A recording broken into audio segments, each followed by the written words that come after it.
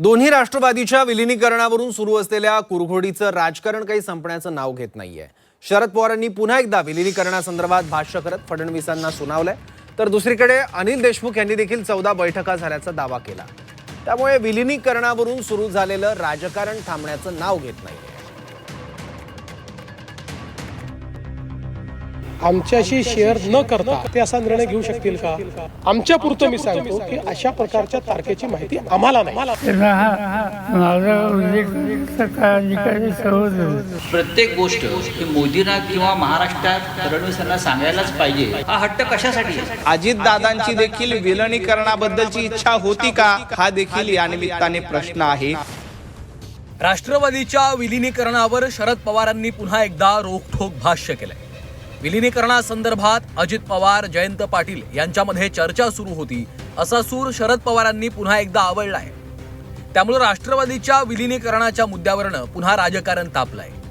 राष्ट्रवादी विलिनीकरणावरून देवेंद्र फडणवीसांनी शरद पवारांचे दावे खोडून काढले होते। त्यानंतर आता शरद पवारांनीही फडणवीसांना टोला लगावलाय। विलिनीकरणाच्या चर्चेत देवेंद्र फडणवीस नव्हते, त्यामुळे त्यांना बोलण्याचा अधिकार नसल्याचं म्हणत शरद पवारांनी फडणवीसांना सुनावलंय। चर्चा कुठलीही अंतिम स्टेजला जर गेली असती तर अजितदादांनी आम्हाला सांगितलं असतं, आमच्याशी चर्चा केली असती।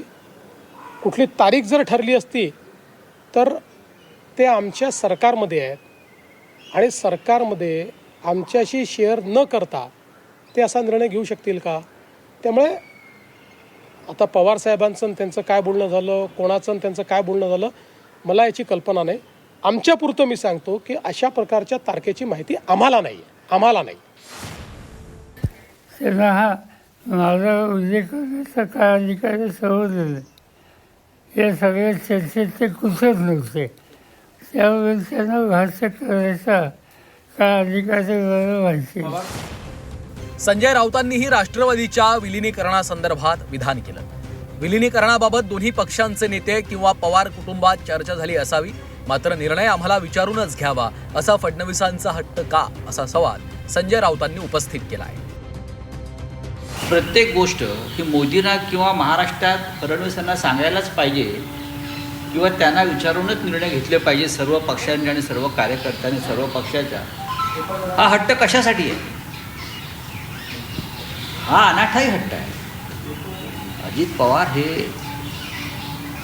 राज्याचे एक महत्त्वाचे नेते होते, त्याहीपेक्षा ते शरद पवार यांच्यानंतर पवार कुटुंबाचे एक महत्त्वाचे कर्ते पुरुष होते।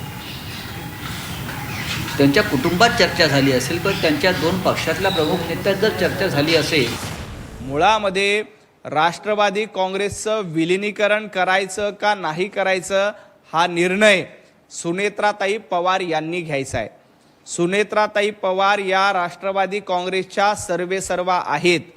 सुनेत्राताई जो काही निर्णय घेतील त्या निर्णयाला भारतीय जनता पार्टीचा पूर्णपणे पाठिंबा असेल, परंतु अजितदादा राष्ट्रवादीच्या विलिनीकरणाबद्दल त्यांचं मत काय होतं हे देखील एकदा बघितलं पाहिजे। माननीय मुख्यमंत्री देवेंद्रजी फडणवीस यांनी स्पष्टपणे सांगितले की अजितदादांनी राष्ट्रवादीच्या विलिनीकरणाबद्दल चकार शब्दही काढला नव्हता, ते बोललेही नव्हते।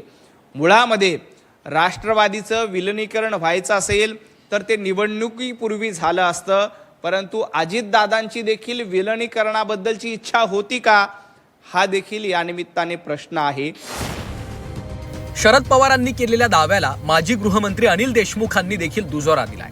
दोन्ही राष्ट्रवादीमध्ये 14 बैठका झाल्याचं देशमुखांनी म्हटलंय। विलिनीकरणाबाबत बोलताना देशमुखांनी एक सूचक इशारा देखील दिला, तर तिकडे भाजप आमदार परिणय फुकेंनी सवाल उपस्थित केले। 14 बैठका झाल्यात तर बातम्या समोर का आल्या नाहीत, असा सवाल त्यांनी केला आहे। अजितदादांबरोबर जवळजवळ 14 बैठका झाल्यात, त्याच्यामध्ये अनेक बैठकीमध्ये मी सुद्धा उपस्थित होतो, आमचे बाकी सहकारी सुद्धा होते। पण आता याच्या बाबतीत असं आहे की सध्या आता दुखवट्याचा काळ चालू आहे आणि हा दुखवटा संपल्यानंतर आम्ही सविस्तरपणे कोणत्या तारखेला बैठक झाली अजितदादांबरोबर, किती वाजता बैठक झाली, त्या बैठकीला कोण कोण होतं, त्या बैठकीमध्ये काय ठरलं, या सर्व गोष्टी सविस्तरपणे दुखवट्याचा काळ संपल्याचं सांगू. मला बिलकुल असं वाटत नाही, कारण 14 जर बैठकी झाल्या असत्या तर 2 महिन्या 3 महिन्यापासून या चर्चा सुरू आहेत असं ते सांगतात आहे. पण या संदर्भातलं कुठेही मीडियामध्ये किंवा कुठेही या संदर्भात कुठेही बातचीत आपल्याला बघायला मिळत नाही. मला असं वाटतं अजितदादा गेल्याचा हे लोक फायदा किंवा अजितदादा नसल्याचा फायदा हे लोक कुठेतरी घेण्याचा प्रयत्न करतात. एकीकडे भाजप नेते विलिनीकरणाची चर्चा झाली नसल्याचे दावे करतायत, मात्र सत्ताधारी शिंदेंच्या शिवसेनेचे मंत्री प्रताप सरनाईकांनी विलिनीकरणावर मोठं विधान केलं. दोन्ही राष्ट्रवादी एकत्र येणार अशी कुजबूज आधीच लागली होती. शरद पवार म्हणतायत याचा अर्थ काहीतरी तथ्य आहे, असं वक्तव्य प्रताप सरनाईकांनी केलं आहे. हे बघा, विलिनीकरणाची चर्चा त्यांची चालू होती, हे आम्हाला कुजबूज येत होती. खरं काय खोटं काय ह्या बाबतीत आम्हाला काहीच कल्पना नाही. परंतु ह्या बाबतीत शरद पवार साहेब सातत्याने सांगतायत की विलिनीकरण होत होतं. जे शरद पवार पूर्वी सांगायचे नाही तशी चर्चा नाही, परंतु तेच आता अजितदादांच्या अकाली झालेल्या मृत्यूनंतर बोलायला लागलेले आहेत. म्हणजे काहीतरी त्यामध्ये तथ्य असेल. परंतु शेवटी हा प्रश्न राष्ट्रवादीचा अंतर्गत प्रश्न आहे, त्या विषयाला मी जास्त न बोललेलं नाही. राष्ट्रवादीच्या विलिनीकरणावर दावे प्रतिदावे केले जात आहेत. अजित पवारांसोबत विलिनीकरणाची चर्चा झाली होती अशी रोखठोक भूमिका पवारांच्या राष्ट्रवादीचे नेते घेत आहेत. मात्र दुसरीकडे दादांच्या राष्ट्रवादीचे नेते विलिनीकरणाबाबत थेट नकार देतात.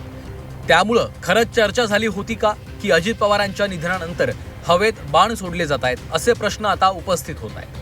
तर आता अनिल देशमुख आणि 2 दिवसांपूर्वी रोहित पवार यांनी दुखवटा संपल्यानंतर काय झालं ते समोर आणू असा इशारा दिला होता.